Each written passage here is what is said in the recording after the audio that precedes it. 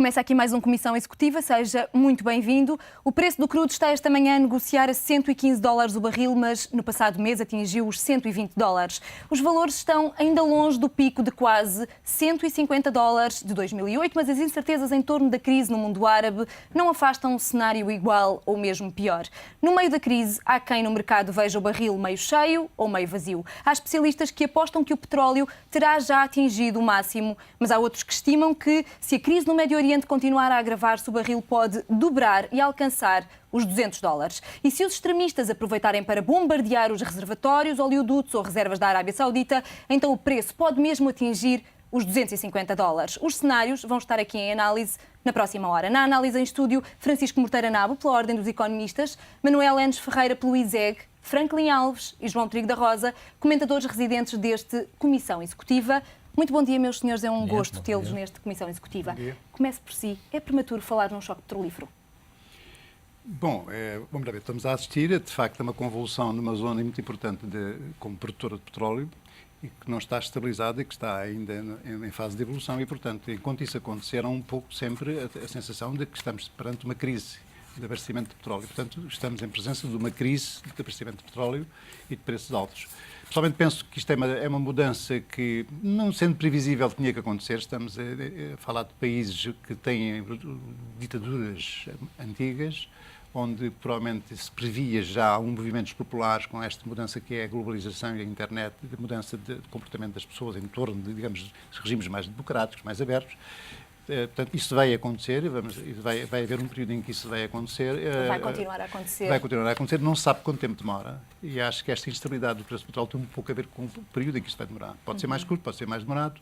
As questões da Líbia levantam a dúvida se de facto não pode ser mais demorado, porque até aqui o Egito e a própria Tunísia não tinham provocado situações de expectativa muito dolorosa, ao fim ou muito longa, mas aqui a Líbia está a levantar. E, portanto, eu diria que a questão do preço do petróleo tem muito a ver, a instabilidade do preço do petróleo, ou a alta do preço do petróleo, tem muito a ver um pouco com a falta de saber quanto tempo vamos ter esta situação. Eu penso que ela vai estabilizar, não sei a quanto tempo demora.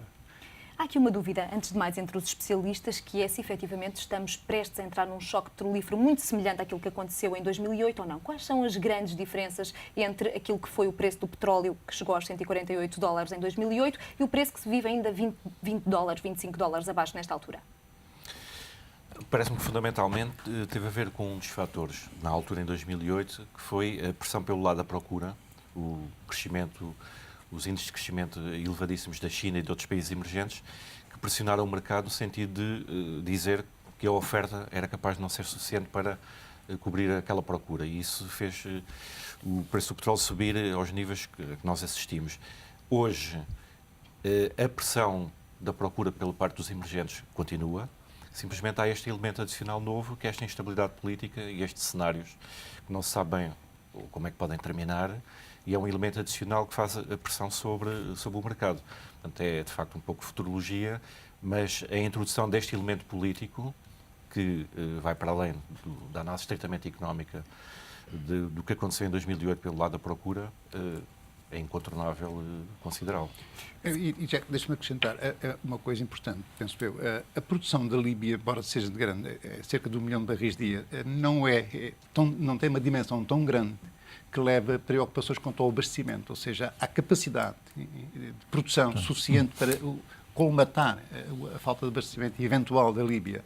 Portanto, ou seja, só o problema da Líbia não é suficiente. Como disse muito bem o professor, hoje em dia há condições para a oferta aumentar, se for necessário, em termos de abastecimento e até para baixar o preço. Portanto, eu acho que não estamos ainda perante uma situação tão gravosa, porque o caso da Líbia, que é o único caso que temos neste momento de gravidade em termos de instabilidade maior, não é suficientemente grande para provocar uma preocupação desse tipo, acho eu. Ainda assim, se calhar voltamos um bocadinho atrás, era importante recuar aqui um bocadinho quando começou a crise no Egito, aliás, para perceber que ameaça começou precisamente quando o povo saiu às ruas para derrubar Hosni Mubarak. Foi a partir daí que o preço começou a disparar. Que ameaça começou nesse momento? Nós temos um problema geoestratégico que é permanente, que é de facto a grande dependência do mundo ocidental e dos mercados em geral e das economias de uma fonte de energia que é basicamente petróleo e gás natural. Sendo que na dimensão petróleo, a grande fonte de produção e a maior localização de reservas está na zona do Médio Oriente, que é de facto uma zona tradicionalmente instável do ponto de vista político, seja por isso ou o contrário, não é? E é óbvio que qualquer sinal que surja de instabilidade política nessa zona introduz inevitavelmente volatilidade nos mercados. O que se passou no Egito introduziu alguma volatilidade, ainda que não muito significativa do ponto de vista do preço do petróleo em primeira instância, porque o Egito não é produtor de petróleo e, portanto, não tem grande impacto desse ponto de vista.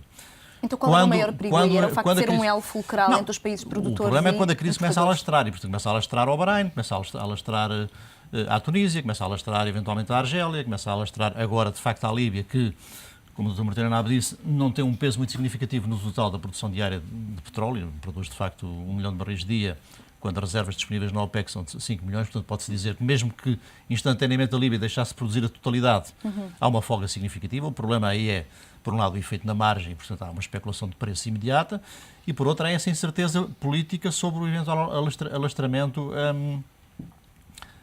nomeadamente a Arábia Saudita. Quer dizer, no fundo, a grande questão aqui é sempre essa, não é? Até que ponto é que na Arábia Saudita há ou não o risco de uma grande instabilidade política, porque aí, evidentemente, que se houvesse um alastramento da Arábia Saudita da situação, aí teríamos um problema bastante sério, que aí poder-se-ia falar de facto de um choque petrolífero eventualmente equivalente ao de 73, porque a Tânia referiu o choque petrolífero de 2008, e não houve um choque petrolífero, houve um impacto de preços instantâneo, que depois foi reajustado em 73. Nem quis comparar com o outro. Em 73 houve de facto um choque petrolífero que foi provocado efetivamente por um estrangulamento da oferta, que os países produtores de petróleo decidiram, por e simplesmente, bloquear e aumentar os preços. E nós tivemos um processo de triplicação do preço do petróleo de um momento para o outro.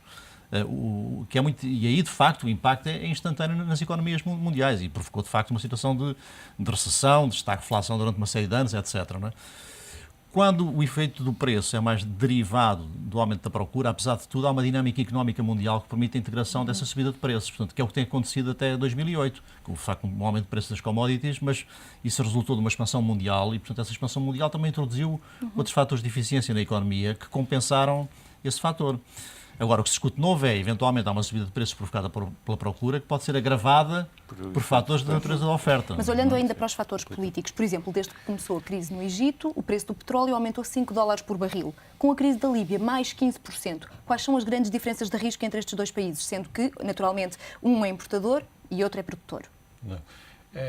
Existem essencialmente duas grandes diferenças, como o Franklin estava a dizer. Quer dizer, o Egito não é produtor, mas controla, digamos, a veia jugular do transporte de petróleo, que é o canal do Suez. E, portanto, há, digamos, com a crise do Egito, para além da questão do contágio, que também já foi aqui referida, há sempre a questão da interrupção do abastecimento do petróleo à Europa via canal Suez, sendo que há caminhos alternativos pela África, mas são sempre reposições que demoram algum tempo.